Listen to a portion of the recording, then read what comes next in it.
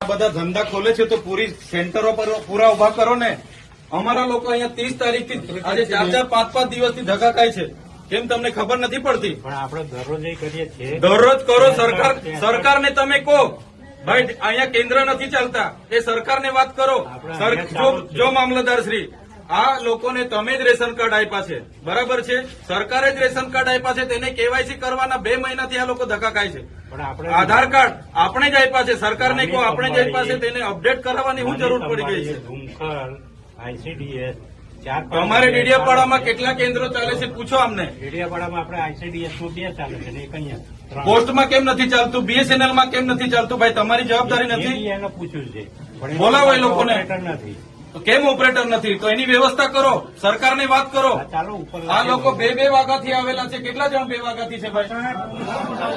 2 વાગ્યાથી નાના છોકરાઓ લઈને અહીંયા રાત્રિ રોકાણ કરે છે। તાલુકા સંકલનમાં મેં કીધું તો આ ભાઈએ તો 10 મશીનો લખી આપ્યા, આ ચાલે છે। ચાલો ને બતાવો। જિલ્લા સંકલનમાં કીધું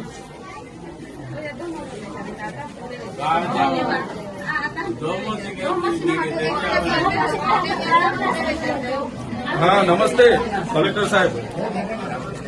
કલેક્ટર સાહેબ આગળ મેં તાલુકા સંકલનમાં પણ તમને કીધું હતું કે આ કેવાયસી અને આધાર કાર્ડ અપડેટ માટેના જનસેવા કેન્દ્રમાં નથી ઓપરેટરો કે નથી મશીનો ચાલતા।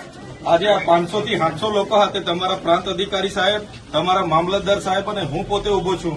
લોકો 30 તારીખથી અહીંયા આટા મારે છે, રાતે 2 વાગ્યાના અહીંયા આવીને ઊંઘે છે સાહેબ। તો આ કઈ રીતના ચાલશે? જિલ્લા સંકલનમાં તમને મેં કીધું તો તમે કીધું બધી ડેડિયાપાડા જનસેવા કેન્દ્ર મામલતદાર કચેરી પર અમે ઉભા છે। મને બીજી કોઈ ફરિયાદ નહીં જોઈએ, બરાબર? નહીં તો હું તાળા મારી દઈશ તમારી મામલતદારની બી પ્રાંતની બી। સરકારને કહો પહેલા બધી વ્યવસ્થા કરે, પછી આ બધી તાઇફાઓ ચાલુ કરે, બરાબર છે? આ બધા લોકોને એટલા બધા 1 વર્ષ થઈ ગયું, નથી ખેતરે જવાતું, નથી મજૂરીએ જવાતું। પહેલા તમે 2 મહિના સુધી આધાર અપડેટ ચાલુ કર્યું, પછી પાછા 2 મહિના તમે રેશન કાર્ડ કેવાયસી ચાલુ કર્યું, પાછા 2 મહિના હવે તમે ખેડૂત રજીસ્ટ્રેશન ચાલુ કર્યું। અમારે આખું વર્ષ આ જ કાર્ય કરવાનું છે, એટલે તમે કહો। નહીં તો અમે પછી અહીંયા જ બેઠા છે, પછી અમારે હવે ચલાવીને બિચારા નાના છોકરા યાર થોડીક તો દયા આવે। રાતે 2-4 વાગ્યાના અહીંયા ઊંઘે છે, 3 દિવસથી અહીંયા આવે છે, તો કઈ રીતના ચલાવવાનું? અમને જોઈને અમને દુઃખ થાય છે। હા હમણાં તમે કીટો મંગાવો, ચાલુ કરો। હા બોલાવો ઓપરેટર। તમે કીધું મામલતદાર સાહેબ ઓપરેટર નથી, એ તમારી જવાબદારી। ઓપરેટર આવે છો અહીંયા તો 200 જણનું ટોળું 4 વાગ્યાનું આવીને અહીંયા રાત્રિ અડધી રાત ઊંઘે છે, ખબર નથી પડતી? આટલી બધી નાના છોકરાઓને લઈને આવે છે।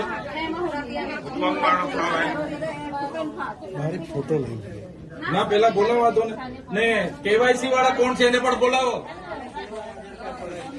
સરકાર આ બધું હું રામાયણ કાઢ્યું છે? આ બધા રામાયણો કાઢો, તારે અહીંયા પૂરતા કોમ્પ્યુટર ને પૂરતો સ્ટાફ રાખો ને। તો પછી 30 તારીખના કોઈ કેટલા જણ છે ભાઈ? હવે 30 તારીખના આટલા દિવસથી અહીંયા છે નથી, કેટલા વાગ્યાના છો આજે? 4 વાગ્યા। મારા કાર્યાલય પર અહીંના ખેડૂત આગેવાનો, બાળકો અને વાલીઓ હમણાં આવ્યા અને એમણે કીધું કે જે કેવાયસીની પ્રક્રિયા છે, આધાર કાર્ડ અપડેટની પ્રક્રિયા છે, નામ સુધારવાની પ્રક્રિયા છે અને ખેડૂત રજીસ્ટરની પ્રક્રિયા છે, અહીંયા કોઈ પણ સોફ્ટવેર ચાલતું નથી, નથી ઓપરેટરો કે નથી કંઈ। માત્ર ડેડિયાપાડા તાલુકા ખાતે એક કેન્દ્ર ચાલે છે અને અહીંયા 500 લોકો 2-3 વાગ્યાના આવીને અહીંયા રાત્રિ રોકાણ કરે છે। કેટલાક લોકો 4-3 દિવસના અહીંયા આટા મારે છે।